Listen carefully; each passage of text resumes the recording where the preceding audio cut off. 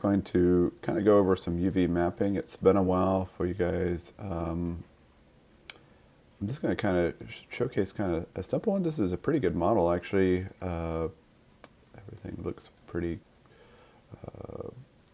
well modeled. Everything that I see here is quad based. So kudos, a good job. So I'm just going to focus on one thing to UV map today. That's all we're going to do today is UV mapping. So we've got multiple tools here. We've got some flatheads, and I think once you do one, you could probably duplicate it once you UV map it. We're just looking for one good UV map. I'm going to take this back into, I'm going to go modify, center pivot, and I'm just going to get this screwdriver kind of flat. You may already have this saved flat somewhere. So I'm going to go into different views, try to get it as flat as possible. So hit E, rotate. And with this class, we haven't done too much UV mapping, so we're kind of doing this at last minute, but hopefully I can help you guys out with this. All right, so see this is kind of a little bit wonky. Just try to make it flat as possible. If you still have data over here, sometimes you can just go back to 0, but it may be too late. All right, that's pretty good. All right, so what we're going to do is kind of break this into parts, and we're going to go ahead and go to face, and I'm going to grab this kind of bottom part. Let's do a marquee. Actually, let's do the top part. Do the marquee here. All right. And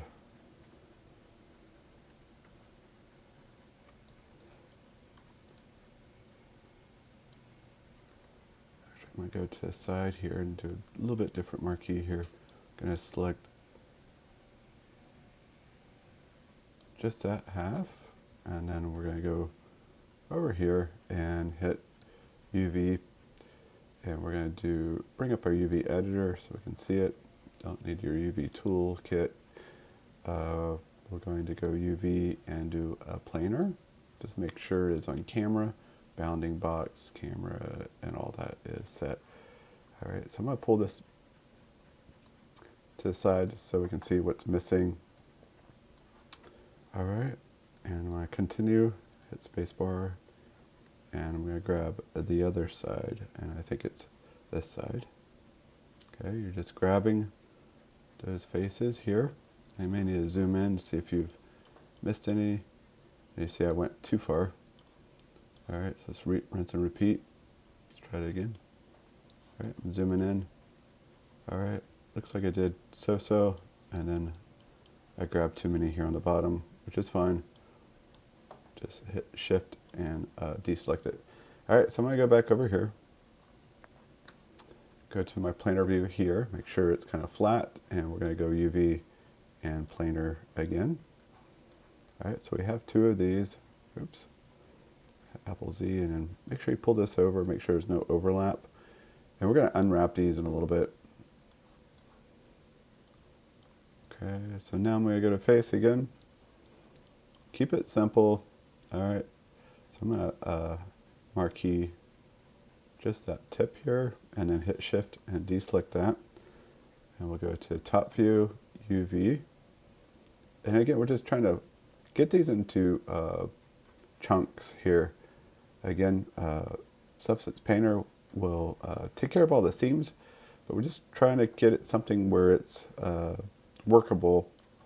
All right, we're going to do the same for the bottom. All right, hit shift, deselect those. Again, it's just that very bottom. And we're going to do UV, and we're going to do planar again. Again, there's millions of ways of doing this. We're doing something really down and dirty. We could also do the UV tool sets, which are pretty amazing in Maya, but we're just kind of doing this quickly. All right, this one we're going to do a little bit different. We're going to do a cylinder based UV map, and it's right here. We'll go to a dialog box real quick. Hit project, and you can kind of see it deforms it pretty nicely. All right, I'm going to pull this over here. All right, so what we want to do is kind kind of unwrap or unfold things. So I'm going to go to my UV shell.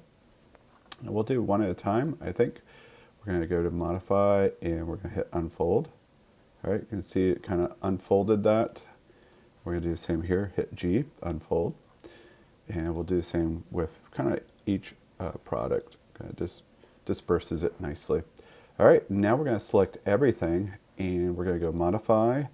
And everything's been unfolded, but now we want to kind of put everything, organize it. So give me a second. We're going to go up to, it can be Command L. Just going to open up the dialog. 2048, so we're doing 10K. So if you wanted to do 4K, 5K, not 5K, 8K. So we're going to layout, hit apply. Okay, it's going to squeeze everything into this little box. And it just takes it a while. All right, so now we're going to zoom in. So everything is proportional. All right, so we're going to make sure that this looks right. All right, so this is the big deal. When we do our layouts, we want to make sure everything is proportional. So we're going to go hit here.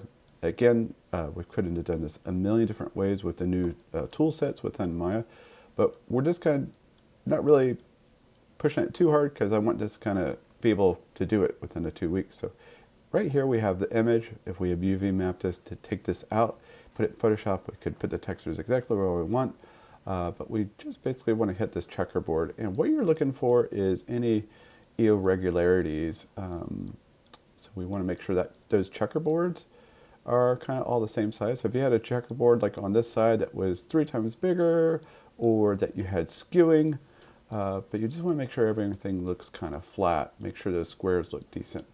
All right, that's great. So all you have to do now is get this ready for Substance Painter. So one of the things that we want to do, I'm just going to go ahead and turn this off so we don't have to see that. All right, let's turn that off. All right. So one of the things what we want to do is go to Edit, Delete by Type History. So you can see all this data over here. We don't want that in our game engine. That actually causes weight.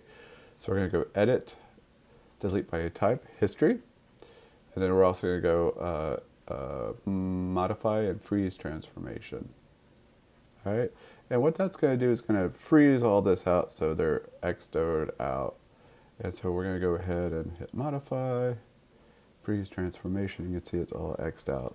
All right, so I know within this toolkit there was 2 or 3 other screwdrivers that were probably the same thing.